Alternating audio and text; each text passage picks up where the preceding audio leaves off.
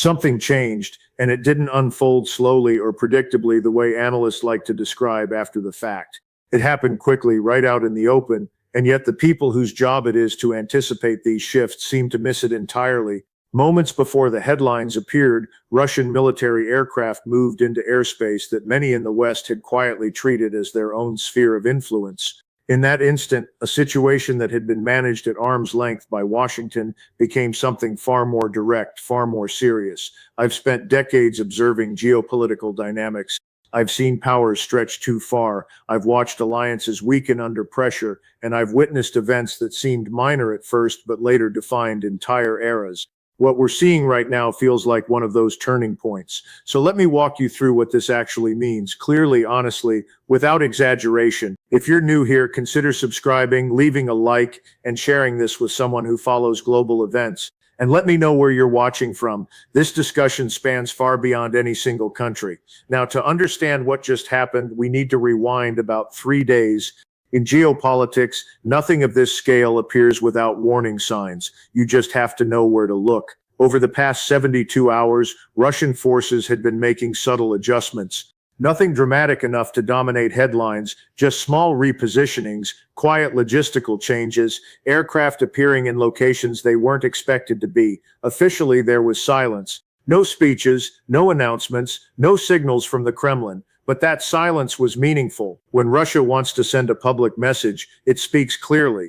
When it intends to act decisively, it often does the opposite. It says nothing at all. And for 3 days, there was almost complete quiet. Meanwhile, the conflict in the region was already taking a heavy toll. Verified reports showed large-scale displacement and widespread destruction.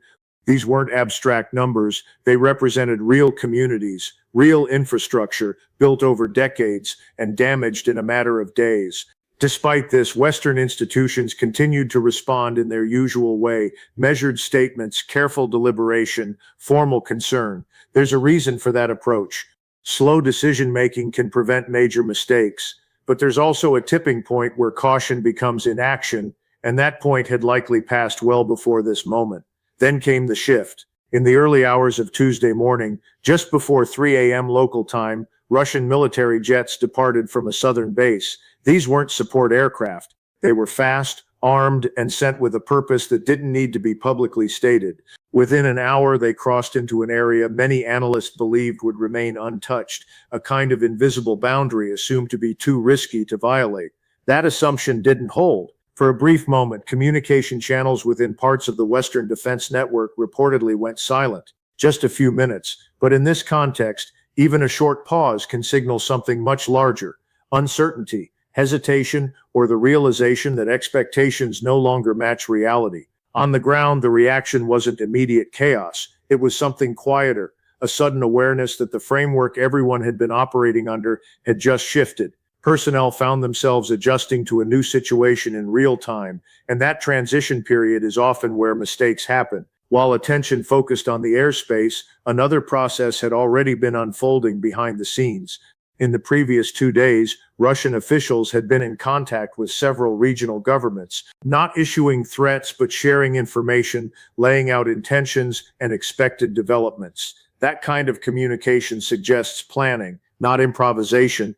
It indicates that groundwork had been laid before any visible action took place. So while aircraft were moving through the air, political calculations were already being processed on the ground.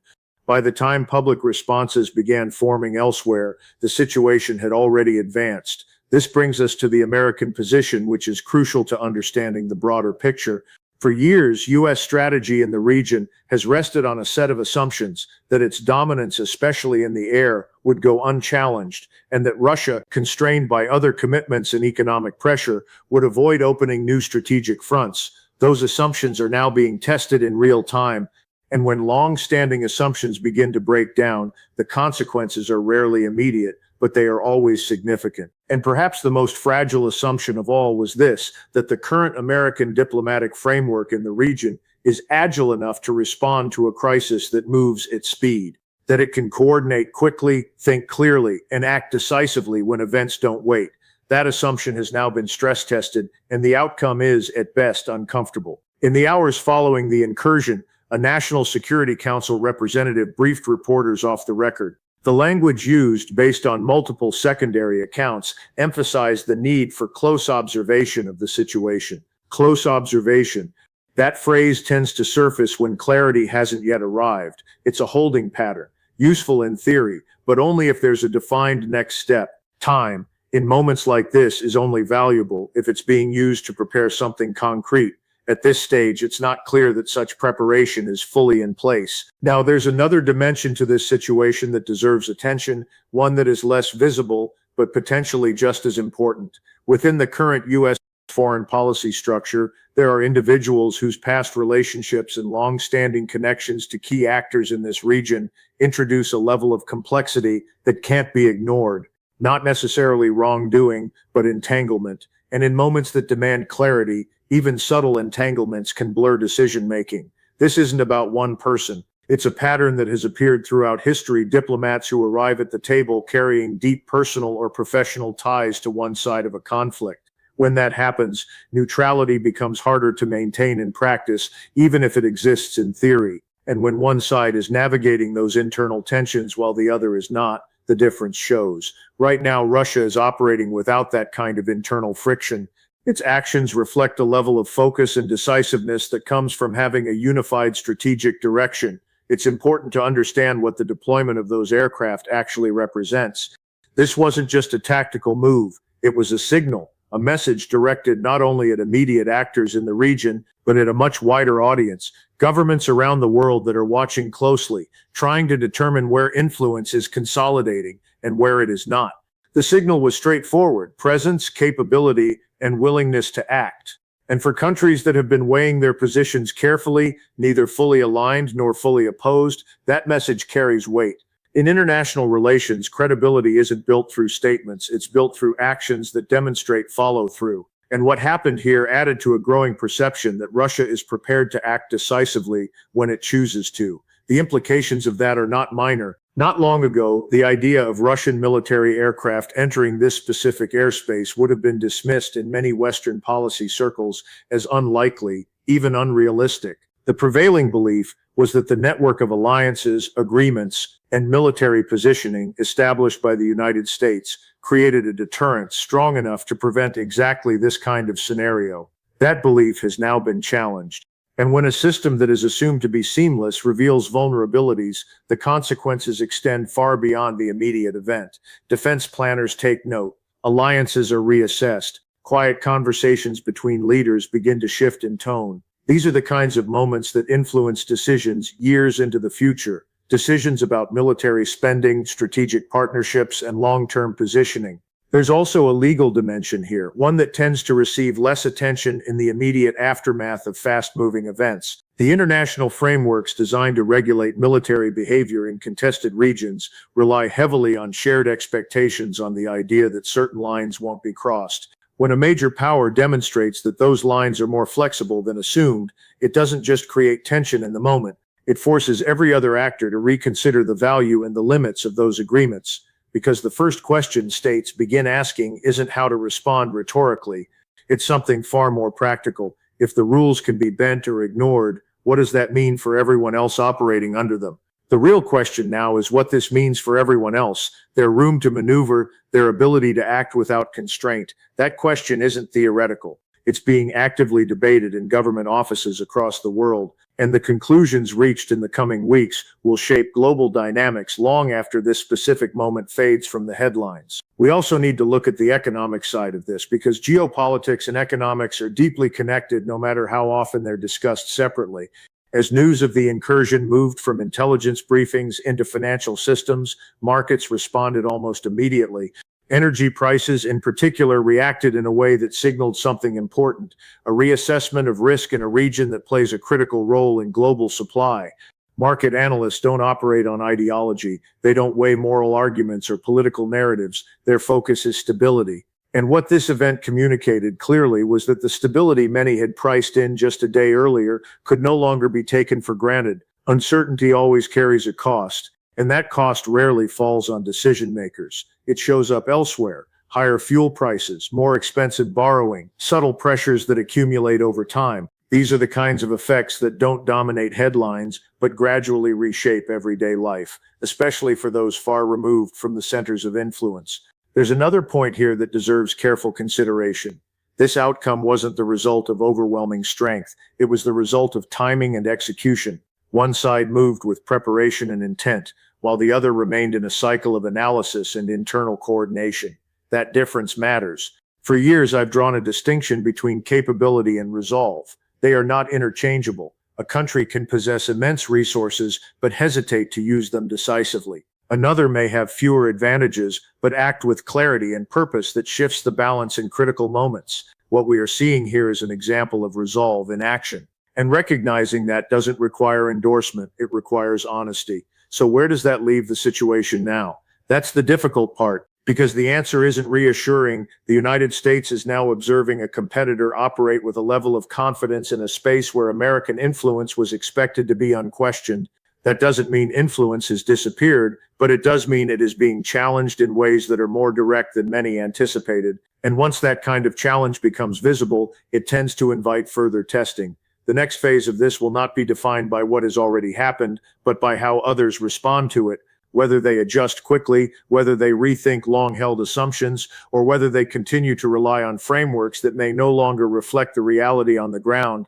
Because in geopolitics, moments like this don't just pass, they set precedents. And once a precedent is set, it has a way of shaping everything that follows. Allies who rely on American security assurances are now looking at what happened this morning and asking questions that simply weren't on the table a week ago. Governments that have tried to remain neutral are reassessing their positions. And inside the United States, once the broader public fully absorbs the implications, there will likely be political consequences that add pressure to an already strained system. There's also something worth noting in what hasn't happened. Several key regional players, particularly those with significant financial and military capacity, have chosen not to respond in any visible or forceful way. No strong countermeasures, no urgent mobilization, not even the kind of sharp rhetoric that usually accompanies moments like this. Across Europe, the reaction has followed a familiar pattern: carefully worded statements that acknowledge the situation without committing to anything that might escalate it. Language that sounds firm on the surface but ultimately avoids defining a clear course of action. What stands out is this: the actors who have been most vocal in defending the principles now being tested are in practice the most restrained in responding to the test itself. That's unlikely to be accidental. It suggests a calculation, one that may not be expressed publicly, but is almost certainly being made behind closed doors. A calculation that at this moment, aligning too strongly or too quickly, carries risks that were not as pronounced before. And when that kind of thinking begins to take hold even quietly, it doesn't take a dramatic rupture to weaken an international framework. The erosion happens gradually, through hesitation, through caution, through a series of small decisions that collectively shift the balance. So where does that leave things now? As of tonight, there is no indication of reversal. The move has been made and it stands. The operational reality has changed, and it isn't being undone. Which means every government is now confronting the same underlying question: what does this mean for the system that has shaped their security assumptions for decades? I want to be clear about something. Acknowledging what has happened is not the same as endorsing it. The leadership behind this decision is not one I align with, and its actions in other contexts have drawn clear and justified criticism. But analysis requires looking directly at outcomes, not just intentions, and the outcome here is difficult to ignore. A vulnerability was identified, preparation followed, and when the moment came, action was taken with a level of speed and coordination that the opposing structure was not able to match. That doesn't settle the broader contest, not even close, but it does mark a moment, and moments like this tend to linger, not because of what they resolve, but because of what they reveal. That reality stands on its own, independent of any opinion about the individual who made the decision. What comes next will depend on something far less visible, but far more important: whether the American foreign policy system is capable of genuine self-examination. Not surface-level messaging, not carefully crafted reassurances, but a serious effort to understand where its assumptions failed, because that is the real work now. It means asking difficult questions: why certain expectations proved unreliable, how they were allowed to persist without being rigorously tested, and who was responsible for maintaining a framework that did not adapt as conditions changed. And beyond that, it means defining what a clear, coherent strategy looks like in a landscape that is no longer what it was even days ago. That process is not easy. It requires confronting uncomfortable truths, and institutions rarely do that willingly. But history shows that the ones that can are the ones that endure. The ones that can't tend to look back on moments like this and wonder how the signals were missed. There's a reason I often return to the early thinkers who shaped the foundations of modern republics. They understood that power is not just about resources, it's about judgment. They recognized that long-term stability depends not only on military strength or economic scale, but on the ability to think clearly, to adapt, and to question one's own assumptions when reality begins to diverge from expectation. A system that convinces itself everything is fine when it isn't, that confuses routine with effectiveness, that rewards maintaining the status quo over confronting its weaknesses. That system doesn't fail all at once, it declines gradually. Through moments like this, moments that could have triggered reflection, but instead were absorbed into familiar patterns of response. I've spent much of my career arguing that the democratic model at its best is something worth preserving. I still believe that, but its strength depends on whether it can hold itself accountable to its own principles, especially when doing so is uncomfortable. Because the real question right now isn't how to explain what just happened, it's what we are prepared to learn from it. I don't have a definitive answer for where this leads, no one does.